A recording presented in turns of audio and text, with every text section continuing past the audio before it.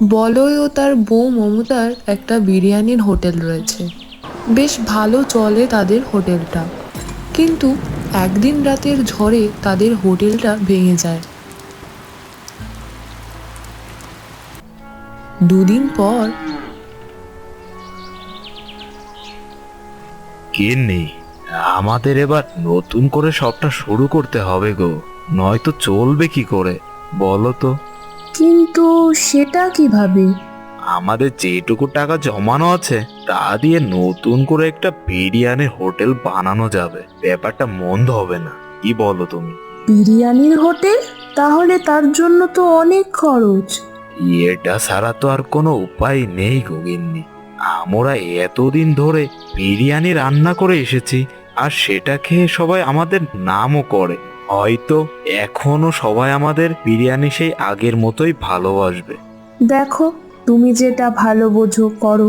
আমার কাছে বেশ কিছু টাকা জমানো আছে, তুমি বরং ওগুলোও নিও, যদি কোনো কাজে লাগে।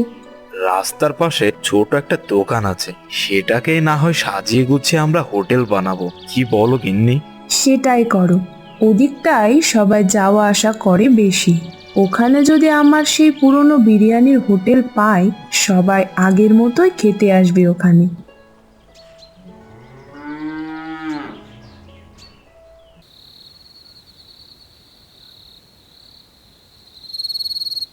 পরের দিন সকালবেলা বলয় বেরিয়ে পড়ল তাদের নতুন হোটেলের ঘর দেখতে।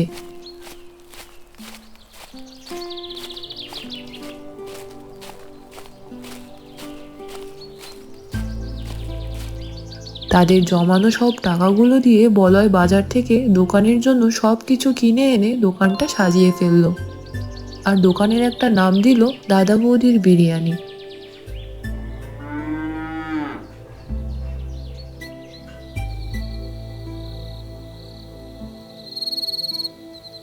পরের দিন সকালে নাও গো গিন্নি, নাও তাড়াতাড়ি এবার হাত চালাও তো। দোকানের প্রথম দিন, একটা কাজ নাকি বলো দেখি? সব তো সেই আমাকেই করতে হয়। ঠিক আছে ঠিক আছে, তুমি রান্নাটা শেষ করো, আমি দেখে আসি লোকজন আসছে কিনা। কতদিন পরে আজ আবার আগের মতো লোকজন আসবে আমাদের হোটেলে বিরিয়ানি খেতে। আমার যে কি আনন্দ হচ্ছে তোমাকে বলে বোঝাতে পারবো না।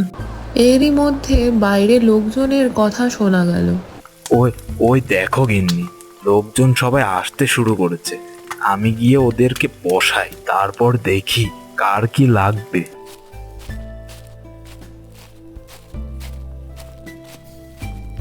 বলয় বাইরে যেতেই আসুন আসুন, সবাই ভেতরে আসুন। আরে আরে বলাই দাদা যে, তোমার জন্য তো অপেক্ষা করছিলাম। তা তুমি কোথায় ছিলে এতদিন? তোমার তো খোঁজ খবরই নাই। তোমরা যে আবার নতুন করে সবটা শুরু করেছো, আমরা খুব খুশি হয়েছি। একদম ঠিক বলেছ, তোমাদের এই বিরিয়ানির স্বাদ একবার খেলে মুখে লেগেই থাকে। আপনারা সাথে থাকলে আবার এই হোটেলটা আগের মতো করে ফেলতে পারবো। এরপর তারা সবাই খেতে বসলো। বলয় তার রান্না করা বিরিয়ানি নিয়ে এলে বলয় সবাইকে সেগুলো এগিয়ে দিল। এরপর আস্তে আস্তে লোকজনের ভিড় বাড়তে শুরু করলো। ওদিকে তাদের হোটেলের পাশের হোটেলটাতে তেমন লোক যায় না।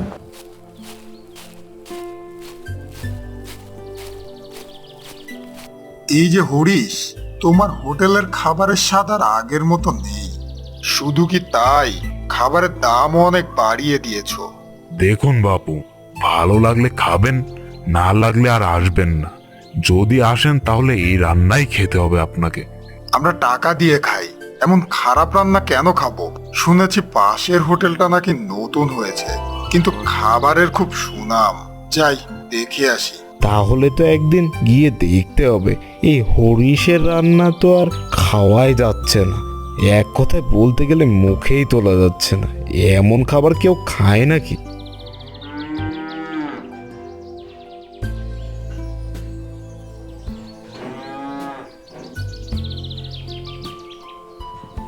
পরের দিন সেই লোকগুলো হরিশের হোটেলে না এসে গেল বলয়ের নতুন হোটেলে। এতে হরিশ রেগে যায় বলয়ের উপর।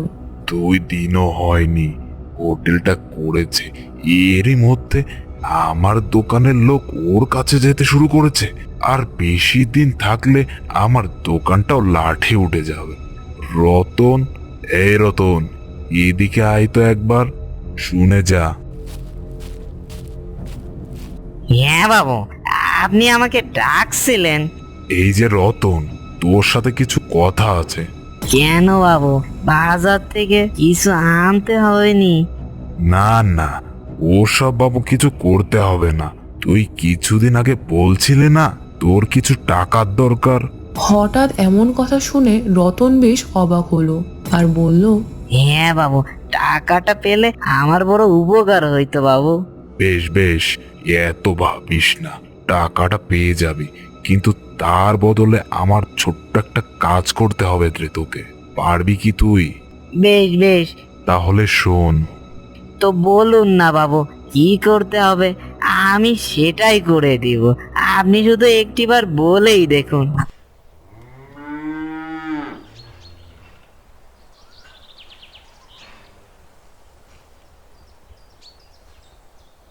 কয়েকদিন পর একদিন হরিশ এলো বলয়ের হোটেলে। এসে দেখলো সবাই খেতে বসেছে। হরিশ মনে মনে ভাবলো, এটাই তো সুযোগ, আর এটার জন্যই তো এতদিন অপেক্ষা করছিলাম। এরপর হরিশ সবাইকে শুনিয়ে শুনিয়ে বলল, আমি একটা কথা বলতে চাই। আপনারা যে খাবারটা খাচ্ছেন সেটা যে 2 দিনের বাসি খাবার, আপনারা কি সেটা কি জানেন? আপনাদের এভাবে ঠকিয়ে টাকা রোজগার করছে ওই বলাই। হরিশের কথাগুলো শুনে সবাই তো অবাক। একজন বলে উঠল, এসব আমি কি শুনছি বলাই দাদা, এটা কি সত্য? তোমার হোটেলে কি তাহলে বাসি খাবার থাকে? এসব কি বলছো তোমরা? আমি কেন তোমাদের বাসি খাবার খাওয়াবো বলো তো? তাহলে এই হরিশ কেন বলছে এ কথা? আমিও তো বুঝতে পারছি না সেটা। এমনটা হওয়ার কারণ কি? তাহলে চলো সবাই, আমার সাথে বলাইয়ের রান্নাঘরে গেলেই বুঝতে পারবে বলাই তোমাদেরকে ঠকাচ্ছে। হ্যাঁ হ্যাঁ, তাই চলো সবাই, এবার বোঝা যাবে কে সত্যি বলেছে আর কে মিথ্যে। এরপর সবাই মিলে চলল বলয়ের রান্নাঘরে।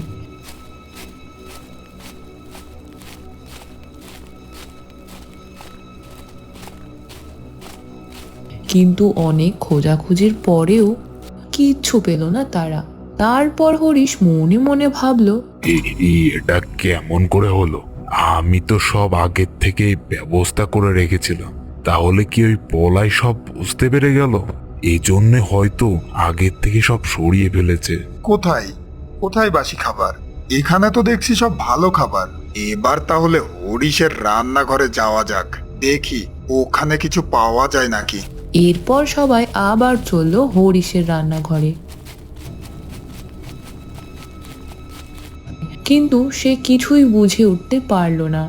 তাই সে মনে মনে ভাবলো, আমি তো রতনকে বলে রেখেছিলাম যেন বলাইয়ের রান্নাঘরে বাসি পচা খাবার এনে লুকিয়ে রাখ। এরপর হঠাৎ একজন লোক এসে বলল, এই যে বাসি পচা খাবার, এটা কোথা থেকে এলো? নিজের হোটেলে খারাপ খাবার, আর সে কিনা বলাইয়ের ঘাড়ে দোষ চাপাচ্ছে। এইসব দেখে হরিশ আবারও অবাক হয়ে গেল। যেগুলো বলয়ের সাথে হওয়ার কথা ছিল সেগুলো ওর নিজের সাথেই হচ্ছে। এমন সময় সেখানে এলো রতন। আর রতনকে দেখে হরিশ রেগে গিয়ে বলল, রতন, এসব কি দেখছি আমি? আমার হোটেলের মধ্যে এগুলো কি করে এলো? আমি কি ভুল করেছি বাবু, বলুন তো? আগে বাবু, আপনি আপনি যেমনটা বলেছিলেন আমি তেমনটাই করেছি। আমি তো তোকে বলেছিলাম বলাইয়ের হোটেলে সব বাসি খাবার রাখতে, আর তুই কি না সেটা আমার হোটেলে রাখলি? এত বড় সাহস তোর! হরিশের মুখে এমন কথা শুনে সবাই ওর দিকে তাকালো।